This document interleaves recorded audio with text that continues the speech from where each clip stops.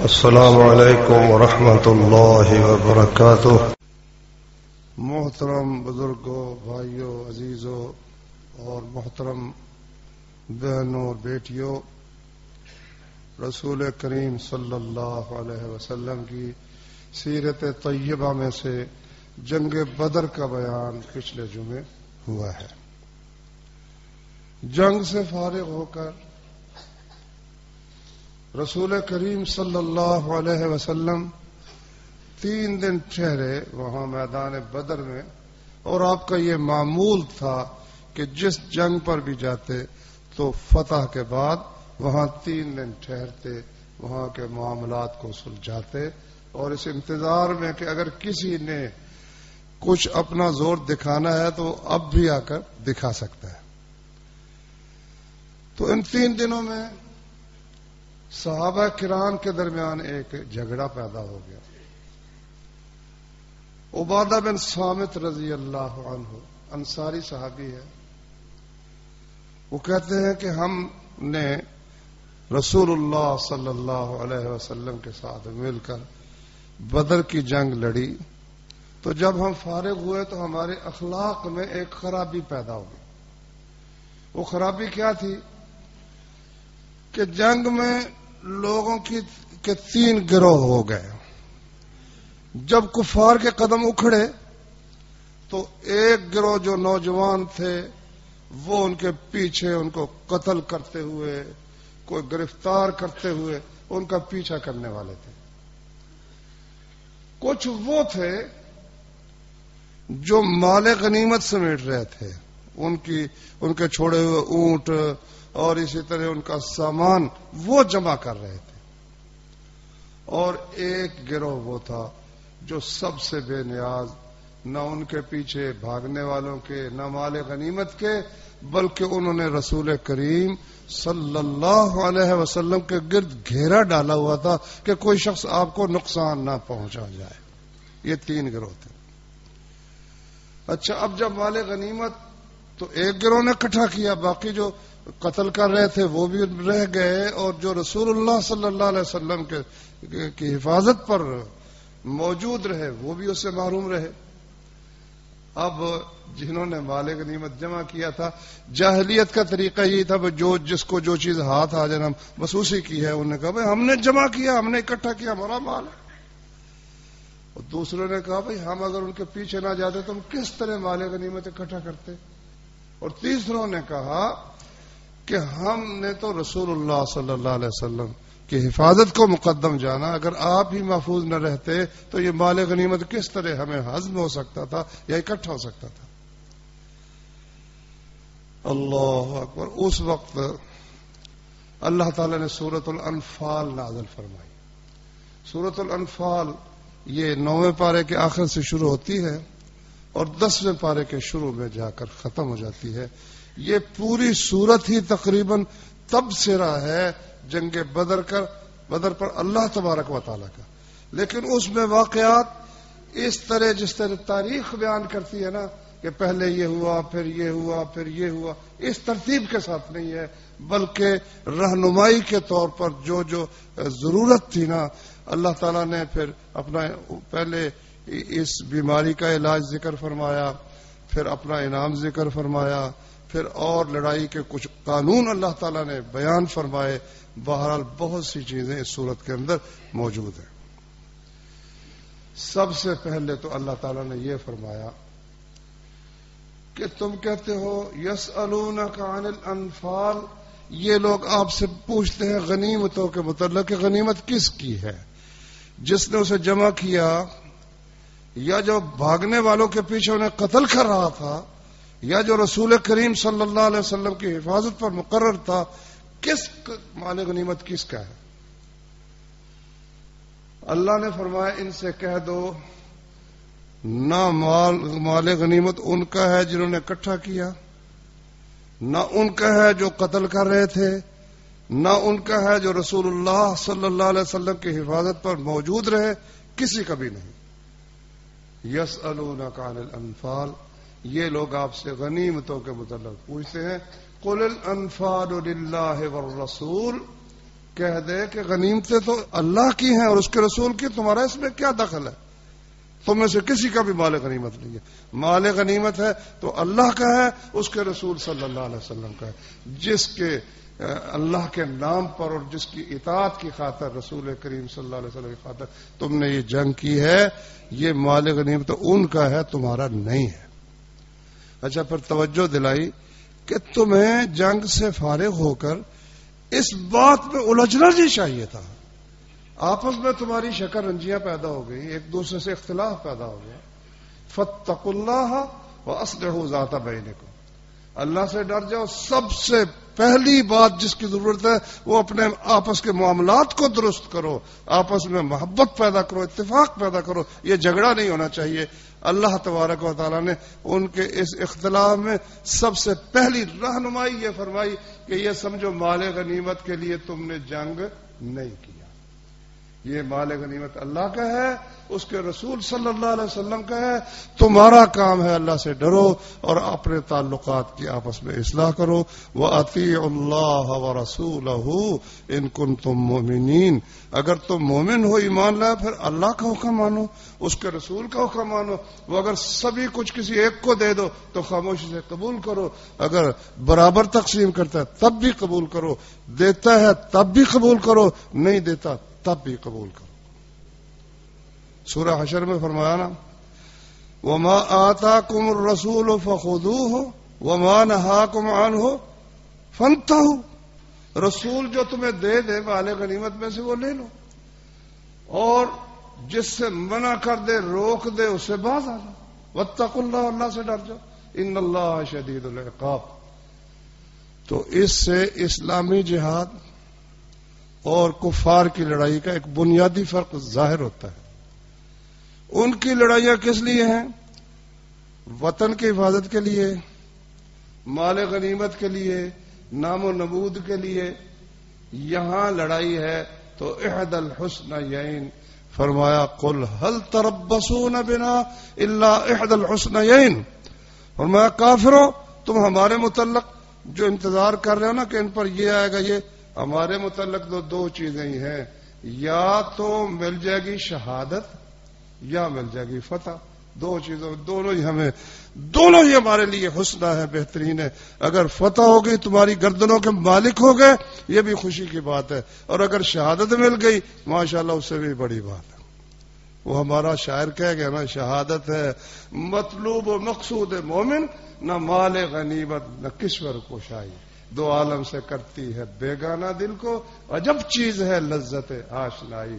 تو وہ صحابہ کرام وہ تو لڑے تو اس لیے تھے اللہ کے دین کی خاطر، اور مقصد یہ تھا. اب یہاں مال جب سامنے آتا ہے نا، فرمایا نبی کریم صلی اللہ علیہ وسلم نے، فتنۃ امتی المال، میری امت کا فتنہ مال ہے. جس میں یہ پھنستے ہیں، جس میں آ کر ان کا بیڑا غرق ہو جاتا ہے نا، وہ مال ہے. ایک دن نبی کریم صلی اللہ علیہ وسلم نے فرمایا، ان مما اخاف علیکم ما یبسط علیکم من زہرۃ الدنیا وزینتها، مجھے تمہارے بارے میں جو شدید خطرات ہیں ان میں سے ایک خطرہ یہ ہے کہ دنیا کی زیب و زینت، مال و دولت تمہیں وافر کھلی مل جائے گی، مجھے بڑا سخت خطرہ ہے. ایک صحابی نے کہا، یہ صحیح بخاری میں حدیث ہے، وہ کہتا ہے یا رسول اللہ، مال تو بڑے فائدے کی چیز ہے، صدقہ بھی بندہ کرتا ہے، کھاتا پیتا آرام سے رہتا ہے، سہولت ہوتی ہے، تو کیا خیر کی چیز سے آپ ڈر رہے ہیں؟ اس سے شر پیدا ہو جائے گا. او یأتی الخیر بالشر، کیا خیر بھی شر کا باعث بن سکتا ہے؟ اللہ کے نبی خاموش ہو گئے. لو جی، صحابہ کہتے ہیں کہ ہم نے نا اسے کہا، بھائی تیرا سوال اللہ کے نبی نے پسند نہیں کیا. تو تھوڑی دیر خاموش رہنے، وحی اترنی شروع ہوئی نبی کریم صلی اللہ علیہ وسلم. تو جب وحی اترتی تھی تو آپ پر بڑی سخت کیفیت طاری ہوتی تھی، پسینہ آ جاتا، اور حدیث میں آتا ہے کہ بڑا مضبوط سے مضبوط بھی اونٹ یا اونٹنی ہوتی، اس پر اگر آپ سوار ہوتے تو وہ اس بوجھ کی وجہ سے کھڑا نہیں رہ سکتا تھا، وہ بیٹھ جاتا تھا. اتنا زور پڑتا تھا محمد الرسول اللہ صلی اللہ علیہ وسلم پر جب وحی اترتی تھی. تو آپ کو پسینہ آ جاتا، اور جب وہ پسینہ آپ نے صاف کیا، فرمایا این السائل، وہ جس نے سوال کیا وہ کہاں ہے؟ وَكَأَنَّهُ حَمِدَهُ، ایسے انداز سے پوچھا جس طرح اس کی تعریف کر رہے ہیں. اس کا سوال بہت اچھا سوال ہے کہ بھی مال تو خیر کی چیز ہے، اس سے نقصان کیسے ہو جائے گا؟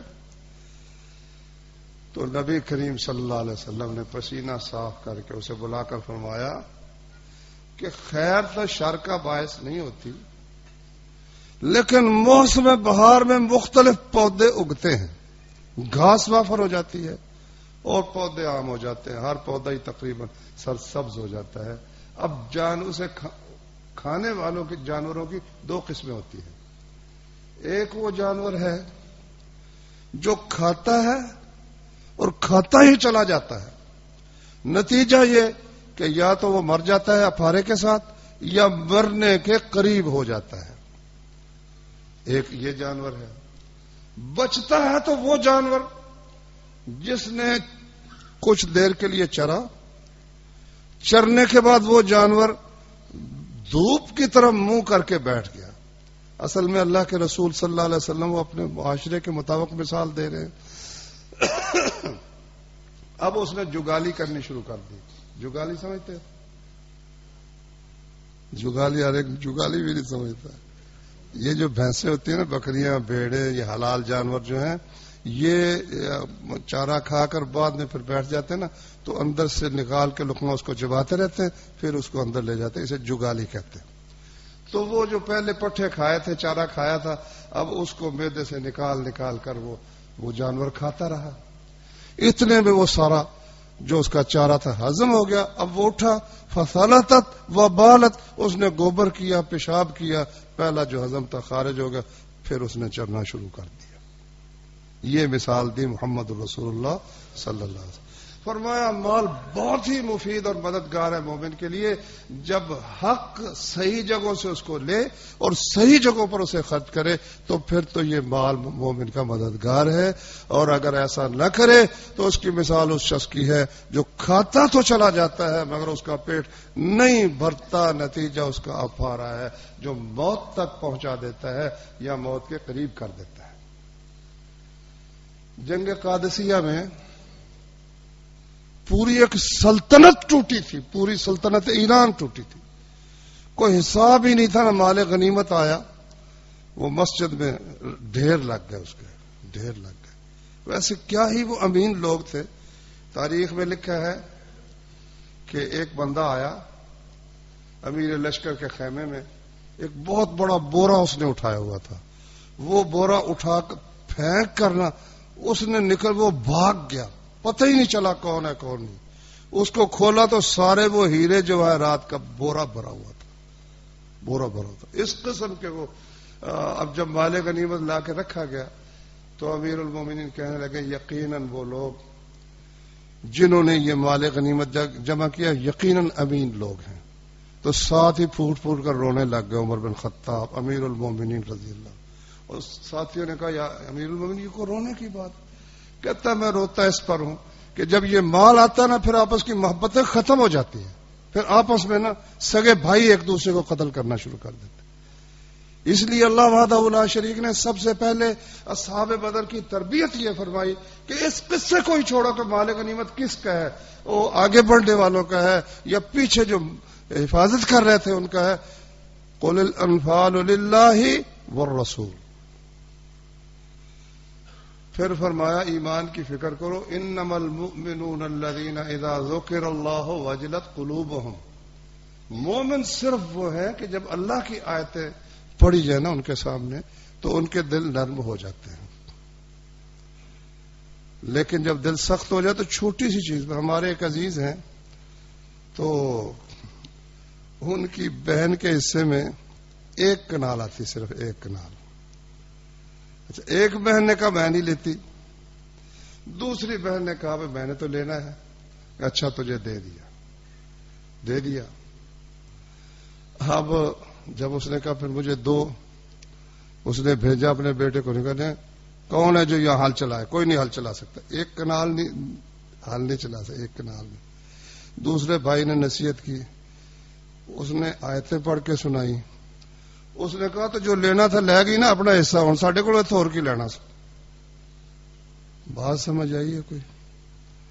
مومن وہ ہے کہ جب اللہ کی آیت آ جائے نا کہ بہن کا حصہ یہ ہے, بھائی کا حصہ یہ ہے. زمین کی ایک بالشت محمد الرسول اللہ صلی اللہ علیہ وسلم نے فرمایا جو بالشت ناحق کسی کی لے گا نا, قیامت کے دن وہ 7 زمینیں اس کے سر پر رکھی جائیں گی. 7 زمینیں کس طرح اٹھائے گا؟ جو ایکڑوں کے ایکڑ, مربوں کے مربے ہضم کرتے چلا, دکانیں ہضم کر گئے, بہنوں کا حصہ کھا گئے, بھائیوں کا حصہ کھا گئے. ایمان والی بات کوئی نہیں. ٹھیک ہے مسلمان ہے, یہ ہم نہیں کہتے وہ مرتد ہو گئے, مسلمان ہے, مگر ایمان والی بات تو نہ رہی. مومن کی شرط کیا ہے؟ انما المؤمنون الذین اذا ذکر اللہ وجلت قلوبہم. مومن صرف وہ لوگ ہیں جب اللہ کا ذکر آ جائے نا تو ان کے دل ڈر جاتے, خوف زدہ ہو جاتے. وَإِذَا تُلِيَتْ عَلَيْهِمْ آيَاتُهُ, جب اس کی آیات ان کے سامنے پڑھی جاتی ہیں, زَادَتْهُمْ ایمانا, تو ان کا ایمان اور بڑھ جاتا ہے. وَعَلَى رَبِّهِمْ يَتَوَكَّلُونَ, پھر وہ نفع نقصان کو نہیں دیکھتے, دنیاوی نفع. وَعَلَى رَبِّهِمْ يَتَوَكَّلُونَ, صرف رب پہ بھروسہ کرتے کہ اگر ہمارا دنیا کا کوئی نقصان ہو بھی رہا ہے تو پروردگار اسے پورا کرنے والا ہے, کوئی فکر کی بات نہیں ہے. وَعَلَى رَبِّهِمْ يَتَوَكَّلُونَ, وہ صرف اپنے رب پر بھروسہ کرتے ہیں. الذین یقیمون الصلاۃ ومما رزقناہم ينفقون, یہ وہ لوگ ہیں کہ نماز کا قائم کرتے ہیں. یعنی غنیمت کی بات ہو رہی ہے, اللہ نماز کی طرف توجہ دلا رہا ہے, کیونکہ نماز میں نا ساری عبادتیں اللہ نے جمع کر دی. لو دیکھ لو, نماز کے اندر زکوٰۃ بھی ہے. کس طرح کہ وہ اگر سمجھ نہ آئے تو ان لوگوں کو کہو جو اذان ہو جاتی ہے تو دکان سے اٹھتے ہی نہیں ہیں. اٹھو بھائی, کہتا ہے گاہک آئے ہوئے. اس کا مطلب وہ اللہ تعالی کی خاطر کوئی نقصان برداشت کرنے کے لیے تیار ہی نہیں ہے. اور جو اذان سنتے ہی اٹھ کھڑا ہوتا ہے وہ اپنے مال کی قربانی دینے پر بالکل مستعد ہے. یہ اس میں زکوٰۃ کا بھی حصہ ہے, روزے کا بھی حصہ ہے, کیونکہ جب تک نماز پڑھنی کھانی تو کوئی چیز نہیں ہے نا. اور حج کا بھی حصہ ہے کہ منہ کس طرف کرنا ہے نماز کے اندر, قبلہ شریف کی طرف کرنا. اس لیے اللہ وحدہ لا شریک نے یہاں بات مال غنیمت کی ہو رہی ہے, اور اللہ تعالیٰ ڈرا رہے ہیں کہ مومن وہ ہیں کہ جب اللہ کا ذکر آئے تو ڈر جاتے ہیں, آیتیں پڑھی جاتی ہیں تو ان کا ایمان بڑھ جاتا ہے, اپنے رب ہی پر توکل کرتے ہیں, نماز قائم کرتے ہیں, جو کچھ ہم نے انہیں دیا اس میں سے خرچ کرتے ہیں. جب خرچ کرتے ہیں تو بخل کی کمینگی سے پاک ہو جاتے ہیں. اور جو زکوٰۃ نہیں ادا کر سکتا, والد صاحب فوت ہوئے, دیگیں چڑھ گئی, کھانا کھا کے جانا بھی, سوم تیجا بھی ہو رہا ہے, 7 40واں بھی ہو رہا ہے, تو زکوٰۃ نہیں دینی, عشر نہیں دینا. تو اس لیے اللہ وحدہ لا شریک نے غنیمت کے بیان میں اس بات کی طرف توجہ دلائی کہ اصل یہ کام ہے.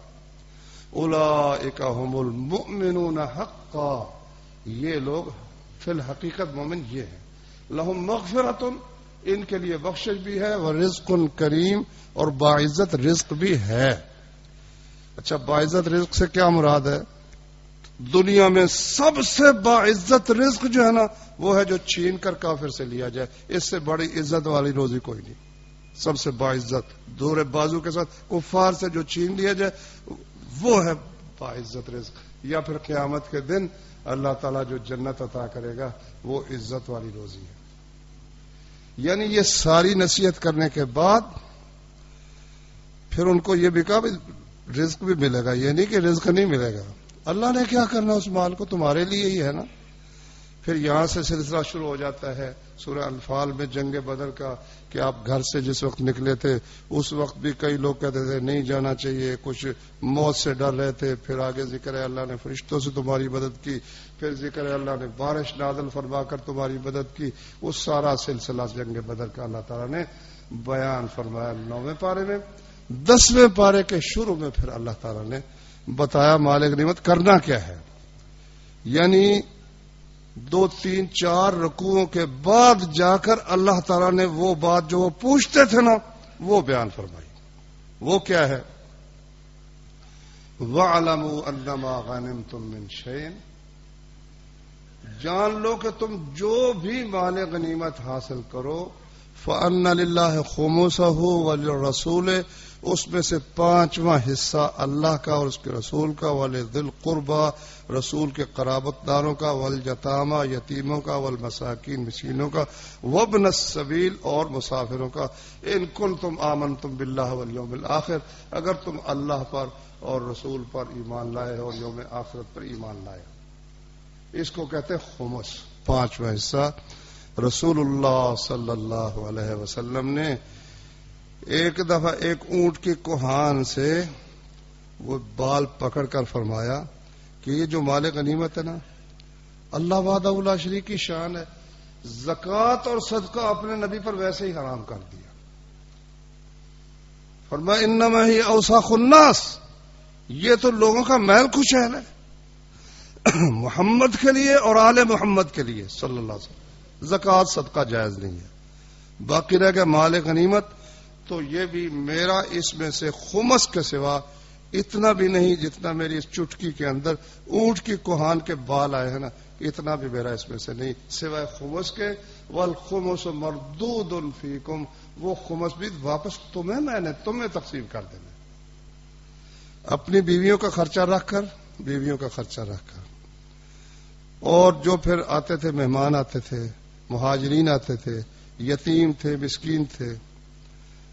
حدیث میں آتا ہے کہ ایک دفعہ نا فاطمہ آئی رضی اللہ عنہا، اللہ اکبر، فاطمہ آئی تو نبی صلی اللہ علیہ وسلم گھر میں نہیں تھے، وہ چلی گئی. تو نبی کریم صلی اللہ علیہ وسلم عشاء کے بعد ان کے گھر گئے تو وہ دونوں میاں بیوی لیٹے ہوئے تھے. اللہ کے نبی ان کے درمیان بیٹھ گئے تو وہ حضرت علی کہتے ہیں آپ کے پاؤں کی ٹھنڈک میں نے اپنے سینے میں محسوس کی. تو کہا بھائی تم آئی تھی کیا بات تھی؟ تو علی کہنے لگے جی اس نے تو نہیں بتانا، میں بتاتا ہوں.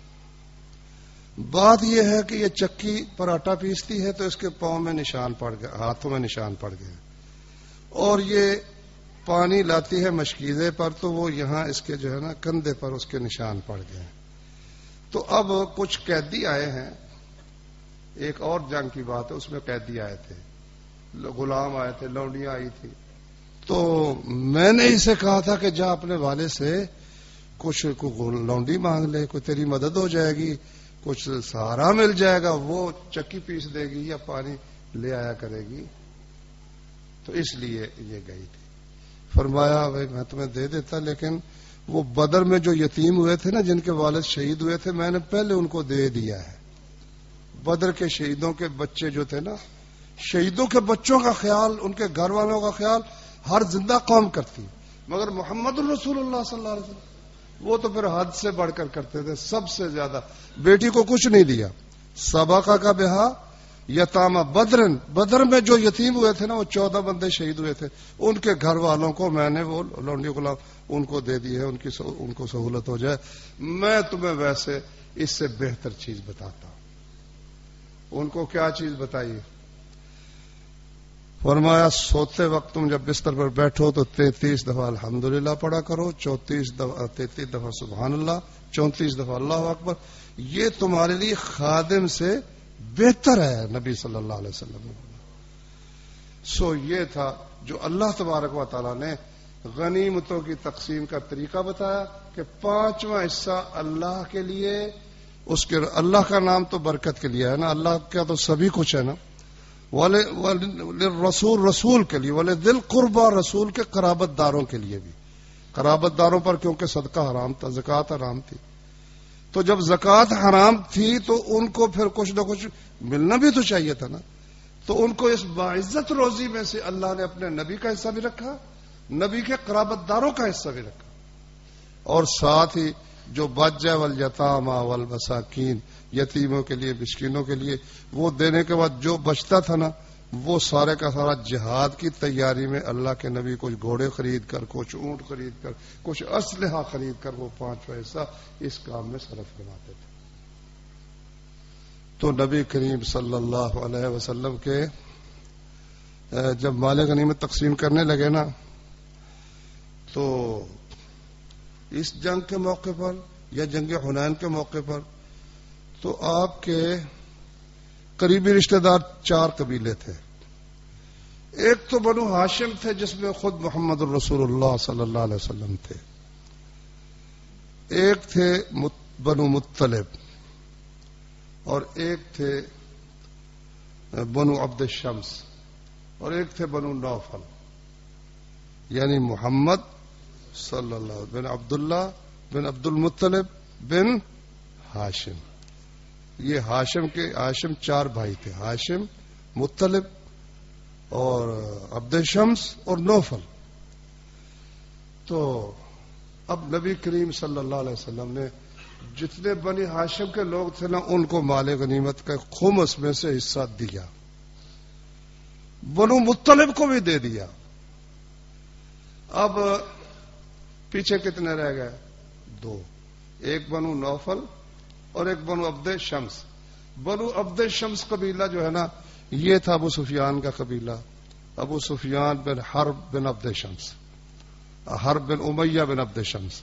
تو یہ بھی رسول اللہ صلی اللہ علیہ وسلم کے برابر تقریباً بھائی لگتا تھا رشتے میں۔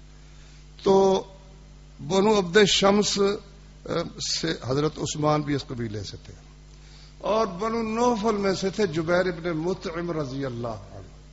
یہ دونوں نبی کریم صلی اللہ علیہ وسلم کے پاس گئے کہ جی آپ نے بنو ہاشم کو اگر دیا ہوتا تو ہمیں کوئی اعتراض نہیں تھا، کیونکہ آپ ان میں سے ہیں، ان کو یہ شرف حاصل ہے کہ آپ بنو ہاشم میں سے، لیکن اب بنو مطلب کو آپ نے مال غنیمت سے حصہ دے دیا ہے تو ہمیں کیوں نہیں ملتا؟ بنو نوفل کو بھی ملنا چاہیے، بنو عبد شمس کو بھی ملنا چاہیے۔ تو نبی کریم صلی اللہ علیہ وسلم نے فرمایا بات یہ ہے کہ بنو مطلب اور بنو ہاشم جاہلیت میں بھی ایک رہے ہیں۔ جب وہ شیب ابی طالب میں محاصرہ ہوا تھا نا، قید کیے گئے تھے سارے، تو پورے بنو ہاشم مسلمان بھی اور کافر بھی نبی صلی اللہ علیہ وسلم کے ساتھ وہاں چلے گئے، اور بنو مطلب بھی پورے کے پورے وہاں چلے گئے تھے۔ صرف ابو لہب جو ہے نا، وہ بدبخت نہیں گیا تھا چچا ہونے کے باوجود، یا ممکن ہے کوئی ایک آدھ نہ گیا ہو، لیکن ذکر اس کا مجھے یاد نہیں کہ وہ اور نہ گیا ہو۔ حدیث میں آتا ہے کہ وہ سارے کے سارے بنو مطلب بھی اور بنو ہاشم بھی رسول اللہ صلی اللہ علیہ وسلم کے ساتھ تھے، جبکہ بنو عبد شمس اور بنو نوفل ان کے جو مسلمان تھے وہ تو پھر ساتھ تھے ہی نا، لیکن جو مسلمان نہیں تھے وہ ساتھ نہیں گئے۔ فرمایا بات یہ ہے کہ اسلام میں اور کفر میں بھی ہم رہے اکٹھے، اگر تم اکٹھے ہوتے تو تمہیں بھی مل جاتا۔ تو یہ اللہ تعالیٰ نے فرمایا وَاعْلَمُوا أَنَّمَا غَنِمْتُم مِّن شَيْءٍ فَأَنَّ لِلَّهِ، اب بھی یہی ہے کہ سب سے پہلے مال غنیمت میں سے خمس نکالا جائے گا، خلیفہ کی ضروریات، رسول اللہ صلی اللہ علیہ وسلم کے قرابت دار جو ثابت ہوں، یہ نہیں بھی اگر پولیس میں بھرتی ہو گیا تو وہ سید بن گیا، حقیقی جو مطلب رسول اللہ صلی اللہ علیہ وسلم کے قرابت دار ہے، چونکہ وہ زکوٰۃ ان کے لیے حلال نہیں ہے، صدقہ حلال نہیں ہے، ان کی مدد اس مد میں سے ہونی۔ اسی طرح پوری جو ہے نا سلطنت اسلام، فلاحی مملکت، جن کے پاس کاروبار نہیں ہے، یتیم ہے، والدین اس کے جو فوت ہو چکے، والد فوت ہو چکا ہے، ان کے پاس کوئی کاروبار نہیں ہے، ان کے وظیفے لگانے، یہ سارا ایک بہت بڑا جو امیر المومنین عمر بن خطاب رضی اللہ عنہ نے نظام مقرر کیا تھا، جو آج کل کافر حکومتیں اس پر چل رہی ہے، مگر مسلمان اس بات کو بھلا چکے ہیں۔ دیکھو کتنے سینکڑوں ہزاروں میلوں سے آ کر امریکہ کبھی عراق کا مال لوٹتا ہے، کبھی افغانستان کا مال لوٹتا ہے، کبھی کسی ملک کا مال لوٹتا ہے، کبھی اور خود وہ خوشحال ہے۔ برطانیہ ہمارے اس ہندوستان اور پاکستان کے مال سے اب تک وہ خوشحال چلا جا رہا ہے۔ یہ تھا وہ راستہ جو اللہ نے اپنے نبی صلی اللہ علیہ وسلم کو بتایا تھا۔ فرمایا نبی کریم صلی اللہ علیہ وسلم نے بعثت بالسیف بین یدی الساعہ وجعل رزقی تحت ظل رمحی، فرمایا مجھے قیامت سے پہلے قرآن کے علاوہ اس کے ساتھ ساتھ تلوار دے کر بھیجا گیا ہے، اور میرا رزق میرے نیزے کے سائے کے نیچے ہے۔ وَجُعِلَ الذِّلَّةُ وَالصَّغَارُ عَلَى مَنْ خَالَفَ أَمْرِي، اللہ نے ذلت اور حقارت جو ہے نا کمینگی ان لوگوں کے اوپر رکھ دی ہے جو میرے اس طریقے کی مخالفت کریں گے نا، ان پہ اللہ نے ذلت رکھ دی ہے، وہ ہمیشہ ذلیل و خواری دنیا میں رہیں گے اور کمینہ پن اختیار کر کے دنیا میں زندگی بسر کریں گے۔ باعزت وہی رہے گا جو محمد الرسول اللہ صلی اللہ علیہ وسلم کے طریقے پر چلے۔ اب نبی کریم صلی اللہ علیہ وسلم نے وہ مال اکٹھا کر دیا، اکٹھا کر کے تو وہاں سے پھر تیسرے دن جب جانے لگے، پچھلے جمعے میں نے ذکر کیا تھا، اس کو پھر میں دہرا دیتا ہوں، تو حکم دیا کہ بھائی جتنے یہ بڑے بڑے کافر ہیں نا، کوئی 24 کے قریب جو بڑے سردار تھے، ان کو کسی کنویں میں پھینک دو۔ کنویں میں پھینک دیا۔ پھینکنے لگے نا تو عتبہ بن ربیعہ یہ کافر تھا، سردار تھا، اس نے کوشش بھی کی تھی کہ کسی طرح لڑائی نہ ہو، میں نے ذکر تفصیل سے کیا تھا۔ اس کا بیٹا ابو حذیفہ مسلمان تھا۔ اچھا، جب اس کو کھینچ کے لے جانے لگے نا تو ابو حذیفہ کے چہرے کا رنگ بدل گیا۔ نبی صلی اللہ علیہ وسلم نے فرمایا کہ بھائی شاید کہ تمہیں اپنے والد کے ساتھ یہ سلوک جو ہے اس سے غم ہوا ہے۔ کہتا نہیں یا رسول اللہ، مجھے اس پر کوئی غم نہیں ہے، غم مجھے یہ ہے کہ میرا باپ بڑا ہی دانا تھا، بڑے بڑے جو جھگڑے ہوتے لوگوں کے درمیان وہ طے کرتا تھا، اور بڑا حلیم تھا، سمجھدار تھا۔ مجھے یقین تھا کہ میرا ابا اتنا سمجھدار ہے، ایک نہ ایک دن یہ ضرور اسلام قبول کر لے گا۔ اب جب یہ کفر پر فوت ہو رہا تو مجھے بڑی تکلیف ہے کہ میرا ابا آگ میں چلا جائے گا۔ یعنی یہ اسے صدمہ نہیں ہے کہ وہ مر گیا ہے، وہ تو انہوں نے خود قتل کیا ہے، مسلمانوں نے کافروں کو قتل کیا، سب ایک دوسرے کے رشتہ دار تھے۔ تکلیف مجھے صرف اس بات کی کہ میرا ابا بڑا سمجھدار تھا، لیکن وہ آج وہ جہنم کا ایندھن بن رہا ہے اور میری امید پوری نہیں ہو سکی۔ تو نبی کریم صلی اللہ علیہ وسلم نے ان کے حق میں دعا فرمائی۔ تو پھر ان قیدیوں کو لے کر رسول کریم صلی اللہ سچ کنویں پر گئے۔ کنویں پر جا کر صحابہ کہتے ہیں کہ جب روانگی عین ہونے لگی نا، اس وقت رسول اللہ صلی اللہ علیہ وسلم ادھر گئے، اونٹنی پر سوار تھے، تو وہاں کنویں پر کھڑے ہو کر فرمایا، اے ابو جہل کا نام لے کر کہا، اسی طرح عتبہ کا نام، شیبہ کا نام، ولید کا نام، بڑے بڑے جو کافر تھے، فرمایا کیا اب تمہیں یہ پسند ہے یا نہیں کہ تم نے اللہ کی بات مانی ہوتی اور اس کے رسول کی بات مانی ہوتی؟ اور ہم نے تو جو اللہ نے وعدہ کیے تھے وہ ہم نے دیکھ لیے، تم نے بھی وہ وعدے دیکھ لیے یا نہیں دیکھے جو اللہ اور اس کے رسول نے کیے تھے؟ حضرت عمر رضی اللہ عنہ نے کہا کہ آپ ایسے لوگوں سے مردوں سے بات کریں جو سنتے ہی نہیں۔ فرمایا ما انتم باسمع منہم ما اقول، جو میں اس وقت کہہ رہا ہوں نا ان سے زیادہ تم نہیں سن رہے۔ حضرت عائشہ رضی اللہ عنہا، صحیح بخاری میں ہے، انہوں نے کہا کہ آپ کا مطلب یہ تھا کہ ان کو پتہ چل گیا، یہ نہیں کہ مردے سنتے ہیں، حضرت عائشہ نے یہ اس کی تعویل کی نا، لیکن جب اللہ کے رسول نے کہا سنتے ہیں تو ہمارا ایمان ہے کہ وہ سنتے ہیں، اور اللہ وحدہ لا شریک نے ان کو ذلیل و خوار کرنے کے لیے ان تک یہ بات اللہ نے پہنچا دی، اور ان کو یعنی ان پر واضح ہو گیا کہ ہمارا انجام جو رسول اللہ صلی اللہ علیہ وسلم نے بتایا تھا ایسے ہی ہوا ہے۔ اس کے بعد پھر نبی صلی اللہ علیہ وسلم وہاں سے کوچ کیا۔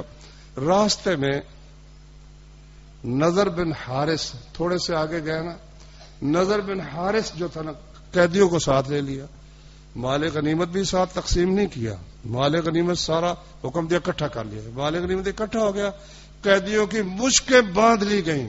کتنے بندے تھے؟ 70۔ مشہور ہے یہ، اتنا جنگ بدر کی بات تو بڑی مشہور ہے، 70 قیدی تھے، 70 قیدی تھے اور مال غنیمت جمع کر لیا گیا۔ اچھا، جس دن جنگ تھی نا، ابو داؤد شریف میں ایک حدیث ہے، نبی کریم صلی اللہ علیہ وسلم نے، یا اللہ یہ تیرے بندے پاؤں سے ننگے ہیں، انما هو حفاۃ، ان میں سے جوتے بھی ان کو میسر نہیں ہیں، یا اللہ ان کو سواریاں عطا فرما دے، یا اللہ یہ بھوکے ہیں ان کو کھانے کے لیے عطا فرما دے، یا اللہ یہ ننگے ہیں ان کو کپڑے دے دے۔ کپڑے بھی پورے نہیں ہیں، لباس بھی پورا نہیں ہے، فقر ہی فقر ہے، فاقہ ہی فاقہ ہے۔ وہ کہتے ہیں صحابی کہ جب بالغ غنیمت تقسیم ہوا نا، ہر ایک کے حصے میں 2 اونٹ یا 1 اونٹ آ گیا، اور سب سے پیٹ بھرنے کے لیے اللہ تعالیٰ نے ان کو رزق بھی عطا فرمایا، کپڑے بھی وافر ہو گئے اللہ کے فضل و کرم سے۔ بہرحال تو نضر بن حارث جو تھا نا، یہ تھا دراصل جنگ بدر میں جو جھنڈا جس نے اٹھایا ہوا تھا نا، جھنڈا جس کے ہاتھ میں تھا وہ یہ تھا، نبی کریم صلی اللہ علیہ وسلم نے اس کی گردن اڑا دو، قتل کر دیا اس کو۔ اچھا، پھر ایک اور تھا عقبہ بن ابی معیط، فرمایا تھوڑے سے آگے پڑے نا، ایک جگہ تھی عرق الزبیہ، کہا حضرت علی سے کہا اس کی گردن اڑا دو، اس نے کہا جی میرے بچے ہیں، یہ ہے وہ ہے، میرے بچوں کا کیا بنے گا؟ فرمایا تمہارے بچوں کو آگ بندوبست کرے گی۔ یہ وہ شخص تھا مکہ میں سب سے زیادہ جس نے ایذا پہنچائی نبی کریم صلی اللہ علیہ وسلم۔ ایک دفعہ آپ نے سنا ہوگا، بخاری شریف میں ہے کہ آپ نماز پڑھ رہے تھے تو ابو جہل بھی بیٹھا تھا اور بھی بیٹھے تھے، تو وہ کہنے لگے بھئی فلاں جو شخص ہے اس کا اونٹ ذبح ہوا ہے، اونٹنی ذبح ہوئی ہے، تو اس کی اوجری اور جیور ہوتی ہے نا بچے دانی، وہ کوئی اٹھا کے لائے تو اس کے اوپر ڈال دے،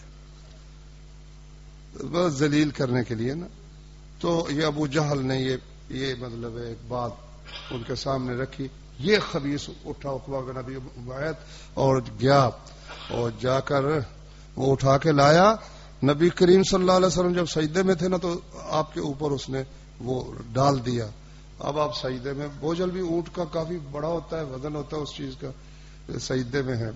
کسی نے فاطمہ کو بتایا رضی اللہ عنہ، وہ آئی ان کو برا بھلا کہتی ہوئی، تو پھر وہ ہٹایا۔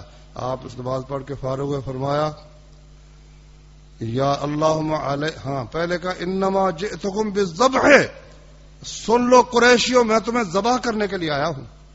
مکے میں اللہ کے رسول نے کہا انما جئتکم بالذبح، میں ذبح کرنے کے لیے تمہیں آیا ہوں۔ پھر ساتھ اللہ سے دعا کی یا اللہ علیک بابی جہل ابن ہشام، یا ابو جہل کو تو پکڑ، یا اللہ عقبہ بن ابی معیط کو پکڑ، یا اللہ عتبہ کو پکڑ۔ وہ بڑے بڑے سرداروں کے نام لیے، وہ سارے کے سارے۔ عبداللہ بن مسعود کہتے ہیں میں بھی ایک طرف کھڑا تھا، دیکھ رہا تھا میں بھی، مگر میری ہمت نہیں تھی کہ میں آگے بڑھ کے وہ اوجری ہٹا دوں محمد الرسول اللہ صلی اللہ علیہ وسلم۔ اللہ اکبر، کاش کہ میرے پاس طاقت ہوتی میں ہٹا سکتا۔ یہ اس قسم کا خبیث تھا۔ پھر وہ دوسرا واقعہ اس کا، وہ بھی صحیح بخاری میں ہے کہ ایک دفعہ اس نے نبی صلی اللہ علیہ وسلم نماز پڑھنے لگے، چادر ڈال کے نا گلے میں، تو اس نے جو کھینچا آپ کی آنکھیں ابل آئیں۔ اب عبداللہ بن مسعود وہ بھی کہتے میں دیکھ رہا تھا مگر میری جرأت نہیں پڑی، تو ابو بکر آئے، اس کو دھکا دے کے پیچھے گرایا، کہا تقتلون رجلا ان یقول ربی اللہ، اس لیے بندے کو مارتے ہوئے کہتا میرا رب اللہ ہے، قصور کیا ہے محمد کا؟ کیا اس نے چوری کی ہے، کسی کو قتل کیا ہے، کوئی برا کام کیا ہے، کسی کا حق مارا ہے، کیا غلطی ہے اس کی؟ صرف یہ غلطی ہے وہ کہتا میرا رب اللہ، دھکا دے کر اس کو ہٹایا۔ کسی نے حضرت علی نے ایک دن کہا کہ بتاؤ دنیا میں سب سے بڑا بہادر کون ہے؟ کسی نے کسی کا نام لیا، کسی کا نام لیا، تو انہوں نے کہا سب سے بڑا بہادر ہے ابو بکر رضی اللہ عنہ، کہ ایک یہی لفظ کہا تھا کہ جب فرعون کی محفل تھی، مجلس تھی، اس کے دربار تھا، اس میں فیصلہ ہو رہا تھا کہ موسیٰ کو قتل کر دو، موسیٰ کو قتل کر دو۔ وہاں ایک مومن پھر کھڑا ہو گیا، وقال رجل مؤمن من آل فرعون یکتم ایمانہ اتقتلون رجلا ان یقول ربی اللہ۔ دربار میں ایک مومن بندہ کھڑا ہو گیا، یکتم ایمانہ، اپنا ایمان چھپائے ہوئے تھا، وہ ان کو نہیں پتا تھا یہ اندر سے مسلمان ہے، ایمان چھپائے ہوئے تھا۔ اس نے پھر وہاں کہا اتقتلون رجلا ان یقول ربی اللہ، اس لیے بندے کو مارتے ہو کہ میرا رب اللہ ہے۔ بہادر وہ بھی تھا ٹھیک ہے، مگر وہ ایمان چھپائے ہوئے تھا۔ اب یہ وہ شخص ہے کہ ایمان بربلا سب سے پہلے ایمان لانے والا شخص ہے، اور دھکا دے کے اس کو گراتا ہے، کہتا ہے تقتلون رجلا ان یقول ربی اللہ. اب اس قیدی کو چھوڑنے کی گنجائش حضرت محمد صلی اللہ علیہ وسلم کے پاس نہیں تھی. ہر ایک پر رحم نہیں ہوتی. شیخ سعدی نے کہا ہے کہ دیکھو بھیڑیے پر رحم کرنے کا مطلب کیا ہے کہ تم بھیڑوں کے اوپر ظلم کر رہے ہو. کوئی کہا جی دیکھو بھیڑیے کو مار دی. واللہ 5 سال پچھلی حکومت کے اور یہ بھی پتہ نہیں 6 مہینے کے 7-8 ہو گئے، جتنے خبیث قاتل ہیں نا، عدالتیں فیصلہ کر چکی ہے یہ قاتل ہے، اللہ کا حکم ہے ان کے سر تن سے جدا کرو، کسی کو قتل کیا ہی نہیں، بھیڑیوں کو چھوڑا ہوا ہے. یہ محمد رسول اللہ کا طریقہ نہیں ہے. اس کی وجہ وہ اخبار میں ہم پڑھتے رہے، پتہ نہیں انجام اس کا کیا ہوا. سعودی عرب میں ایک شہزادہ کسی کو قتل کر بیٹھا. اب وہ سارا خاندان حکومت پہ ہے. انہوں نے ان کو بڑا کہا بھائی تم معاف کر دو، کیونکہ اللہ تعالیٰ کہتا نا معاف کر دو تو معافی ہو جاتی ہے. انہوں نے کہا نہیں جی ہم نے تو قتل ہی کرنا ہے. اب کوئی صورت نہیں ہے کہ وہ اس کو قتل نہ کیا جائے. ہاں مقتول کے وارث اگر معاف کر دیں تو معاف ہو سکتا ہے، ورنہ کسی صورت معافی نہیں ہو سکتی. وَلَكُمْ فِي الْقِصَاصِ حَيَاتٌ، قصاص میں تو زندگی ہے، جہاد میں زندگی ہے، کفار کو کلا کما کرنے میں زندگی ہے. یہ ہے سبق محمد الرسول اللہ صلی اللہ علیہ وسلم. باقی انشاءاللہ پھر بیان کریں گے. اللہ تعالی ہمیں بھی آپ کے نقش قدم پر چلنے کی توفیق عطا فرمائے.